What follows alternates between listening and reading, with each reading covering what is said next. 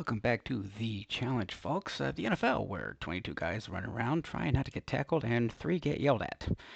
2 coaches and 1 TV analyst.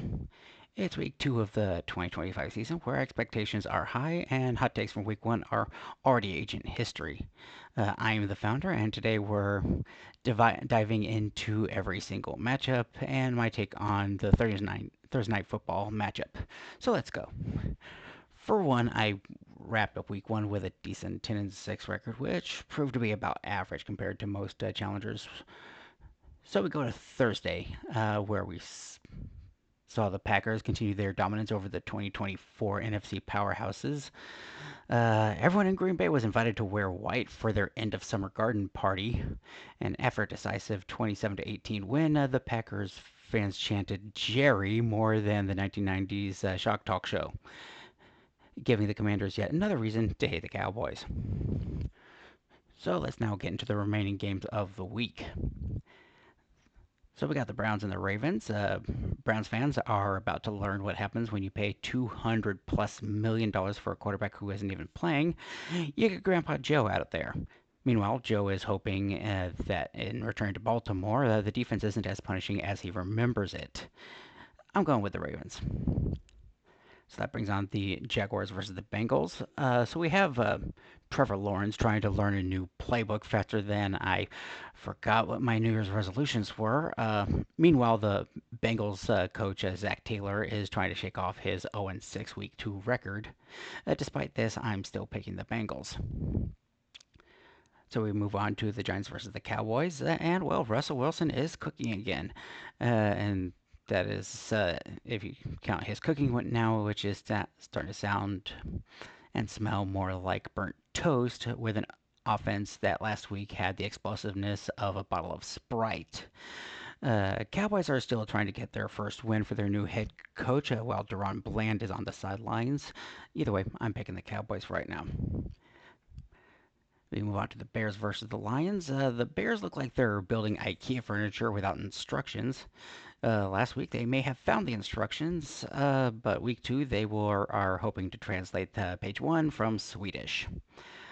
And the Lions look hungry and eager to pounce after being embarrassed last week by the Packers. So with that, I'm picking the Lions. So that brings us to the Patriots versus the Lions. Sorry, Patriots versus the Dolphins. I'm still stuck on the previous game. Drake May is talented, but the Miami humidity might melt him faster than an ice cream cone at South Beach, while the Dolphins are hoping to get Hill, Waddle, and Achane off and racing like Daytona Beach. I'm picking the Dolphins. So moving on to another backup filling in from the Patriots. So we have the 49ers versus the Saints. No quarterback, no tight end. Then you must be jonesing for some Mac. Okay, fine, guys. Boo if you want. That joke was kind of cheesy. But with the help of their defense, it might just hold together. You want the recipe for do-it-yourself 49ers mac and cheese? You place your ingredients in the New Orleans Dutch oven, Superdome, where you simmer gently against 3 easy opponents and hope it doesn't fall apart when you raise the cooking temperature in Los Angeles and Tampa Bay. Then you serve once Purdy arrives as your guest. This is the perfect time to start your dish, as I'm picking the 49ers this time. Where we've got the Bills versus the Jets. And the Bills think that they're Super Bowl contenders, and Jets just think this might be a game to not lose so loudly. Fields is either going to run for 120 yards or throw 3 interceptions, or possibly both. For me, this one's easy. I'm going with the Bills. So we got Seahawks versus Steelers in a battle of former Jets quarterbacks. Rodgers has more Super Bowl rings than the Seahawks have games played at Acrisure Stadium. Plus, I expect DK Metcalf will have a bigger chip on his shoulder than the void he left in the Seahawks receiving corps when he left for Pittsburgh. Week 1 proved the Seahawks haven't gelled yet, so I'm picking the Steelers. And we move a little south to Tennessee, where we have the Rams versus the Titans. And in this edition of Tennessee Titans A New Hope, Padawan and rookie quarterback Cam Ward duels Rams Jedi Master Sam Bradford, who has been doing this since Cam was 7 years old. The difference is the Rams have a fresh young squad of stormtroopers that are already terrorizing the NFL, despite the fact that some of their star performers only started last season.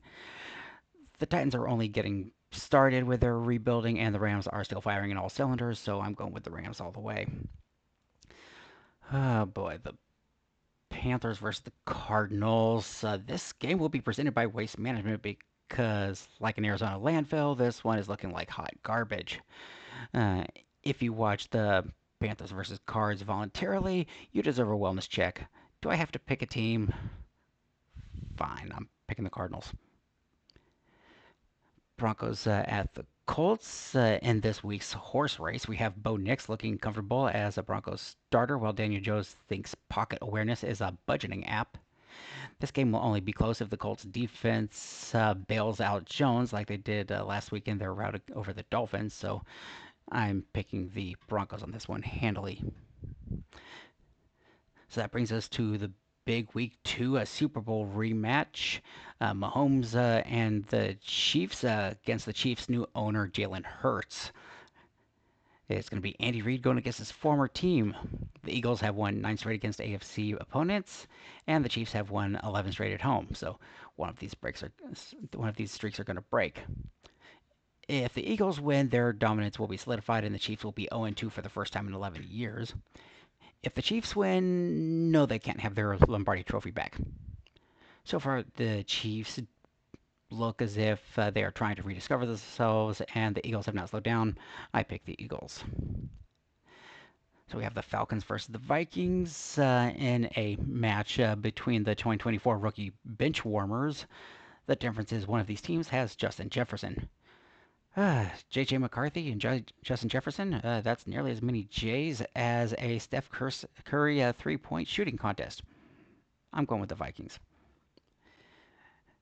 And now we go to the Monday Night Football doubleheaders. No, Houston does not have a problem. Tampa does. That brings us to our streak of the week, where the Buccaneers are 0-7 all time in the city of Houston. Let's see if Tampa can rely on Baker and company to break this curse. Despite this losing streak, I'm picking the Buccaneers. And then, do we have a good one with the 10 p.m. showcase on Monday night? The Chargers and the Raiders. Carroll versus Harbaugh on Monday night. Inject this chaos directly into my veins. These two go way back. The first time these two even met against each other was actually in 1994 when it was Jim Harbaugh as a player beating Pete Carroll coaching the Jets 9-6. Then again, fast forward about 14 years, and 2008 to 2009, they were their respective head coach for USC and Stanford. Then you take a couple year break, and then from 2011 to 2014, these two were division rivals with the Seahawks and 49ers. And if you count the one lone game that Harbaugh was a player against Pete Carroll, then Pete Carroll narrowly leads this series 7-6 between the two of them. And this will be their first game as AFC West rivals. I'm going with the Chargers cruising on this one for the win. All right, so that's going to wrap it up for week two's mostly preview. Tune in after the games and for their analysis, and where they will say, "We saw this one coming all along," and I'll pretend like I'm surprised. If you like the video, subscribe and hit the bell because you're going to need it for all the chaos to come. See you again next week when we interrupt our regularly scheduled program for week three, probably after the week three Thursday night. And I'll see you then.